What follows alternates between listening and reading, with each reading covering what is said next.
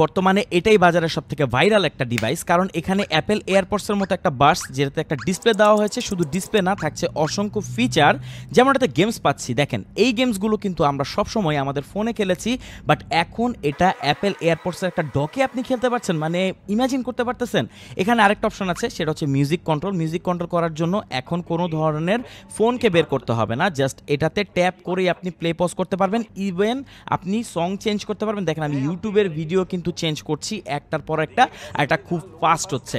এখানে আরেকটা অপশন আছে যেটা খুবই দরকারি, এটা হচ্ছে ফাইন্ড মাই ফোন। অনেক সময় আমরা আমাদের ফোনটা কোথায় রাখি বুঝতে পারি না, বাট এখানে ট্যাপ করলে ফোনটাতে রিংটোন বেজে উঠবে, সো ফোন কোথায় রেখেছেন ইজিলি আপনি ফাইন্ড আউট করতে পারবেন। আর এখানে যে ডিসপ্লেটি দেওয়া হয়েছে এটা টাচ রেসপন্স, একদম স্মার্টফোনের মতোই, এমন না যে একটা ডিসপ্লেকে জাস্ট চিপকায় দেওয়া হয়েছে। দেখেন এখানে আমি যেই বার্ডসটি বের করব সেটাই কিন্তু দেখাবে যে বের হচ্ছে, মানে এটা রিয়েল টাইম অ্যানিমেশন শো করে, আর এটা কতটা অ্যাকুরেট।